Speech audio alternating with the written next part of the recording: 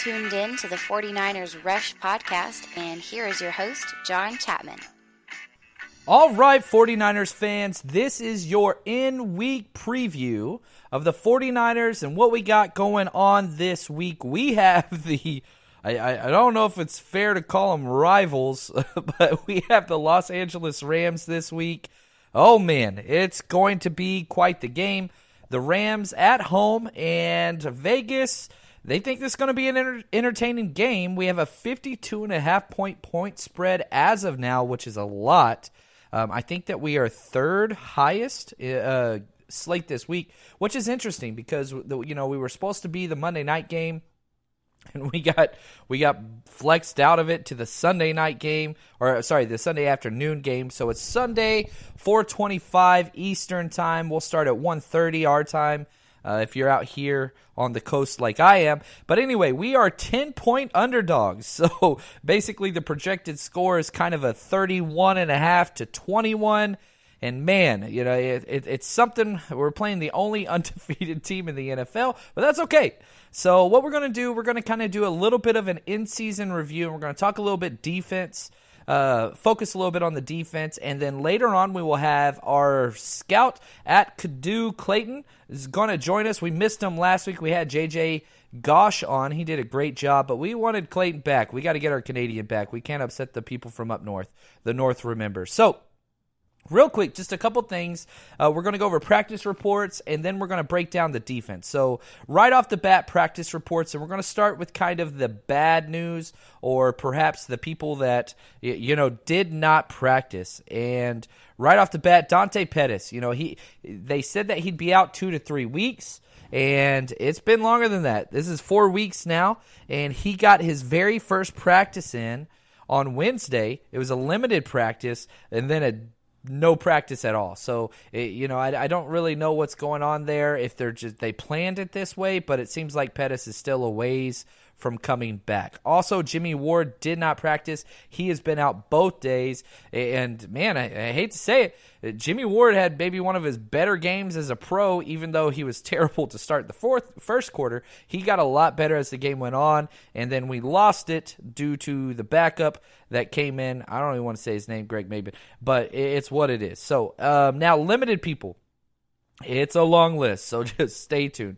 Matt Breida, he's going to be limited for a very, very long time. Pierre Garçon, limited. He's kind of a vet day. He's going to have a lot of easy games.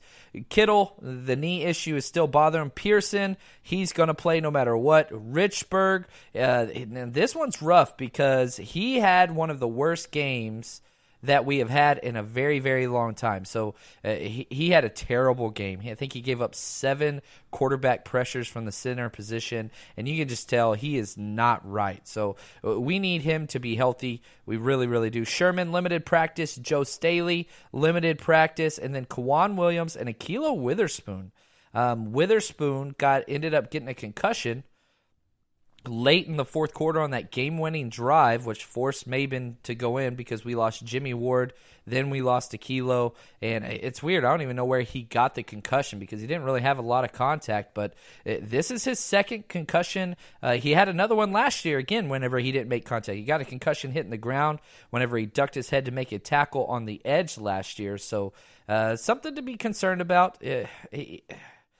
Having a Monday night game makes it a little bit more difficult to clear concussion protocol. So, we're looking at the corner opposite side of, Sherman is looking rough with Jimmy Ward and Ahkello Witherspoon possibly out. You're talking Maben.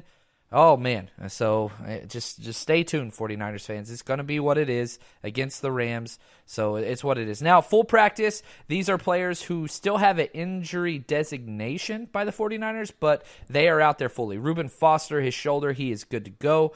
Joshua Garnett, he should be active this week. He probably could have played last week, but they're just taking their time with him because we're not at need at that position right now.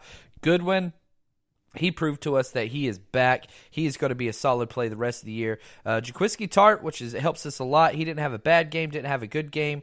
And then Trent Taylor, he seems to be good to go, which we need that guy out there. We changed our entire personnel package without him, and so hopefully he will be good to go. His back has been acting up. Now, what I want to do is just kind of look at some team stats on offense and defense. And what this will do is, one, obviously, we're not playing great right now. We're 1-5. We're tied for last place in the entire NFL and our division, and picking in the top 3 as of now. And really, there's so many good things that you can look at with our team where, we are just playing great. The percentage of drives, we have about 40% of our offensive drives we're scoring points. We're getting points on those drives. That's top 10 in the NFL. If you look at rushing, we are the 3rd most efficient rushing team in the NFL, whether that's total rush yards or yards per attempt. We're top 3. That's amazing. And our offense is great too. We are not 4th in the NFL for first downs. We're 15th for points scored. Like, there's lots of things with our offense that are great. And there's lots of things with our defense that are okay. Again, rush yards. We give up the 13th fewest rush yards. We give up the 10th. We're top 10 whenever it comes to yards per attempt. All these things are great. But the areas that we are almost last or dead last in the NFL is sacks and turnovers. We have given up the 31st most turnovers. We have 14 turnovers that we have given up. We have only forced 3. And that is dead last. So you put those two together, obviously we're dead last in turnover ratio. And as of right now, man, we are only averaging a half of a turnover per game, which would give us 8 turnovers. We're talking about defense here. That would give us 8 turnovers on the year if we keep this pace. That would be an all-time low since the NFL went to the 16-game schedule. So we have the least amount of turnovers forced. 12's the record. We would beat that by a ridiculous margin if we stay on pace. And that's kind of the story. We've lost the turnover battle every single game. We haven't won it once, and we're 1-6. 1-5. And that's a big reason. The other reason, it has to do with sacks. We are not getting any sacks whatsoever. So we have 12 total sacks, and Oakland and the Patriots and the Giants are tied for last with 7, and we have 5 fewer than them. So the sacks, hopefully they'll come. We'll get a little bit better there, but it's hard to win games whenever you have 2 teams in the NFL that have double the amount of sacks as we have. It's just going to hurt you. It's going to hurt a lot. So that's kind of what we got, and kind of the keys going forward. We want to see our defense get better. Obviously, Robert Saleh has just done an awful job. But if we can continue to improve, because we're still a young team, and yeah, we need to win some games. I understand that we're playing the only undefeated left in the NFL, but it doesn't matter. This is an in-division opponent at home. We have a chance, and it's going to be fun. You can say anything. 49ers games have been very entertaining. That last game against the Packers, I was a little upset last episode. However, it sure as hell is entertaining. So, without further ado, I do want to mention our sponsor. Then we're going to get into our scouting with JJ. Game Day Sports and Memorabilia. These guys, longtime friend of the podcast, they are great. They've been with us for a while, and we just absolutely love these guys. No matter what your memorabilia needs, whether that's 49ers, whatever sport, it doesn't matter. Head over there, GameDaySportsMemorabilia.com, and just look for whatever you want. Last time I checked, they had 15-plus pages of just 49ers stuff. I mean, it's insane, the stuff that you can find on there, whether it's jerseys, posters, helmets, whatever. And also, I just want to say thank you to them. They have given us an autographed Frank Gore mini helmet to give away. Head over to my Twitter at JL_Chapman. All you got to do is retweet that tweet. It's my pinned tweet. So just head to my Twitter, click on my profile. It's the first one. Retweet that, and you are automatically entered into the contest to get that. That's all you got to do. So appreciate that, guys. Again, head over there and retweet that. And thanks again to Game Day Sports and Memorabilia. Now, without further ado, let's head over to Clayton Cadu. All right, we have Kadu Clayton back with us. Clayton, how is life up north, my friend? Things are good. John, how about you? Oh, it's freaking great down here. 80 degrees, sunshine, and just nice, man. What's the weather like where you're at? Actually, we've been having it pretty good. Obviously, I'm talking Celsius. It was 23 degrees. I don't speak yesterday. Spanish. I don't know what that is. I have no idea. Somewhere in I don't know. Don't even want to say it to sound like an idiot. All right, he's in another world, the Canadian up there. So it was warm. It was warm. Just put it that way. Yeah, I don't know what Celsius is. I don't know. Hundreds boiling, zeros freezing. Somehow it's still complex to figure out what it is outside. We'll stay with it. So let's go with something simple. And we are going to be breaking down the Los Angeles Rams, who are freaking amazing. 6-0, first place in the NFC West, first place everywhere, several game lead in our division. But go ahead and talk to me about last week, because this is probably their closest game with the Denver Broncos, who just got through mopping the floor with the Arizona Cardinals. Tell me a little bit about what they did last week, the Rams. They won 23-20. It was a pretty tight game overall. It was a good game. Let's see here. So let's focus just on kind of team-specific stats. Walk me through their defense, because we understand their offense is, one of the best in a very long time. What about their defense? Defense is very aggressive. It's a lot of attacking scheme. So when you say attacking scheme, what do you mean? Well, it's with Phillips runs his 3-4 scheme a little bit differently than everybody else. A lot of his is based on a lot of his player's skill set, and a lot of them will just rather than being a original 3-4 schemes like a read and react method, where he runs a one gap system and it's ready to attack. Yeah, they asked their players up front to do more, especially their nose tackles with Ndamukong Suh and Aaron Donald. Typical defense, our defensive alignment with the 49ers is one gap scheme, meaning where a player is designed to control one gap, which we're terrible at, but whatever. Aaron Donald, these guys, they get two gaps. Basically, they're allowed to read their block and control. Okay, I'm in the B gap. Now I need to be in the A gap. And what that does, if it works perfectly, is it basically frees up a pass defender. Which, again, their pass defense is interesting. So tell me a little bit about their pass defense. Well, they're giving up around only about 160 yards per game, and have allowed 10 touchdowns to receivers this year. So that's probably their weakest part. And it's funny, I'm looking at all these statistical rankings across the board, and it's just like top 10 ranked in points allowed, top 10 in first downs allowed, top 10 in rushing touchdowns. They're a very, very solid team. Whenever you're top 10 on both sides of the ball, that gives you just such an advantage. Everybody wants to talk about Kansas City Chiefs, but Kansas City Chiefs have a terrible defense. Amazing offense, and they're going to win a lot of games. But the Rams are a complete team, and we've already seen that already. So tell me just a little bit about you talked about the one-gap system versus the multi-gap system. So tell me a little bit about Wade Phillips. He's been around the league for a while and just one of the good old boys of football, family, and all that kind of stuff. Tell me about his defense and what he tries to do. Like I said, his 3-4 scheme, he just runs his system's based on his player's skill set, meaning, a certain player, if a certain player can do different things on defense, he likes those players because he can put them anywhere he needs them to be, and he'll just move them all over the place. Yeah, and again, we see that with these players. So players to watch out for, man, just give me a quick rundown. I'm sure you're going to talk about Aaron Donald and Ndamukong Suh, but go ahead and give me a couple stats to scare me even more on these guys. Well, definitely those two are the ones to watch out for. Donald's pretty much PFF's got him as the number one defensive lineman in the league. Suh is 13th ranked, and and Donald's got about 40 or 41 total pressures on the year, and added his 4 sacks to that as well. And his grade is PFF graded him as a 94.3.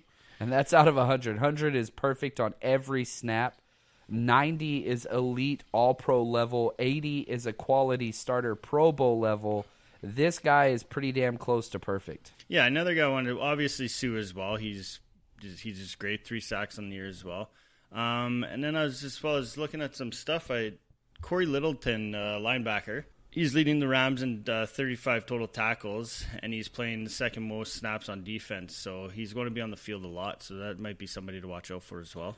Yeah, he's been a statistical just monster, man. And I'll say this as Corey Littleton has just been a statistical monster.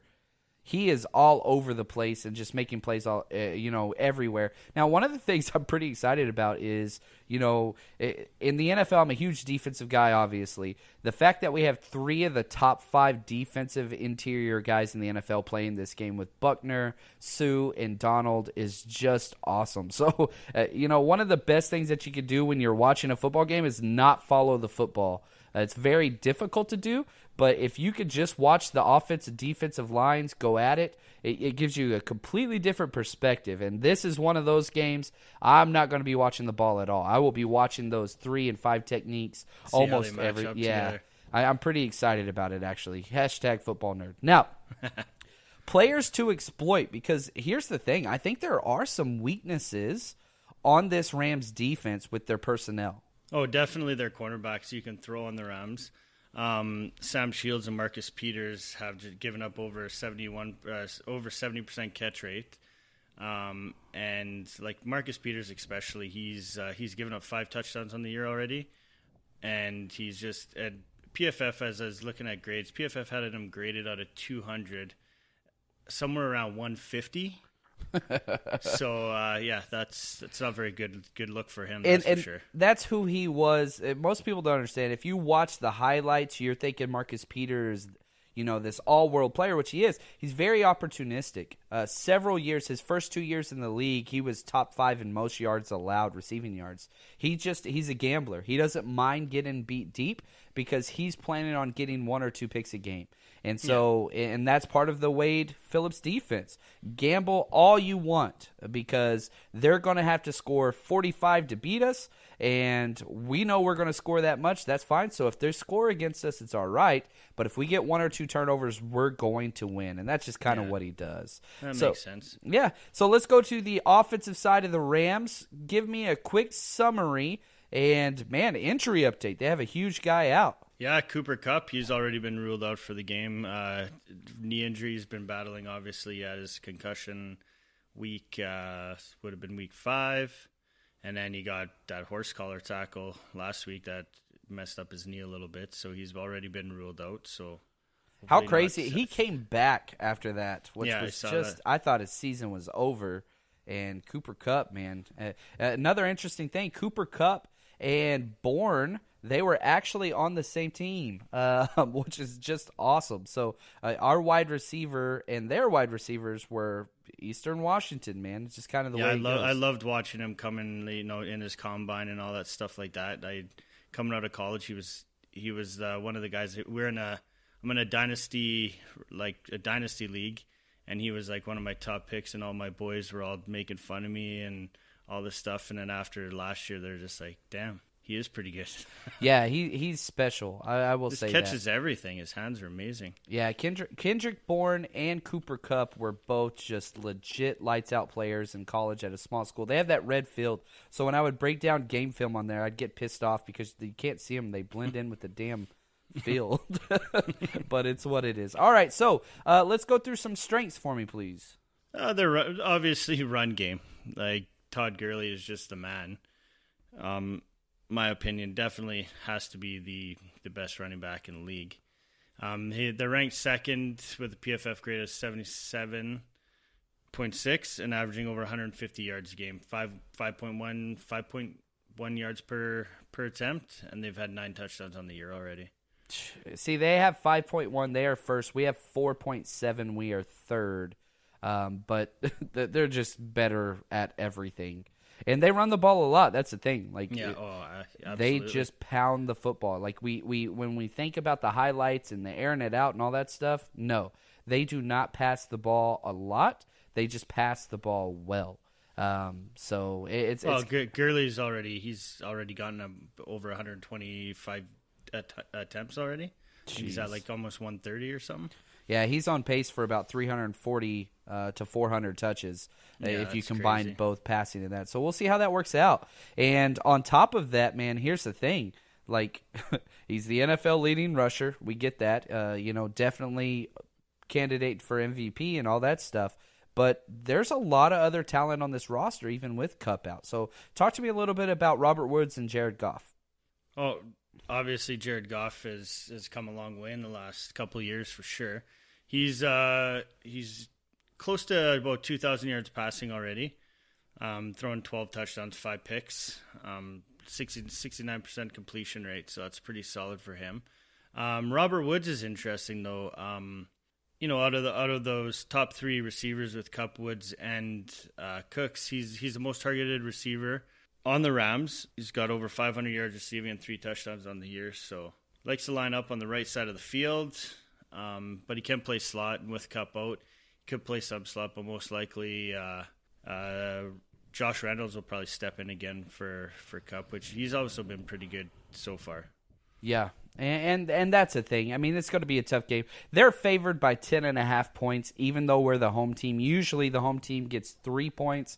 So basically, Vegas is predicting the 49ers lose by 2 touchdowns. Having said that, we always play teams close. You look at what we did to Green Bay. We've got the most 3-point decided games the past 2 years in the NFL. I do not think that we lose by 14. However, I do not think that we get a win here.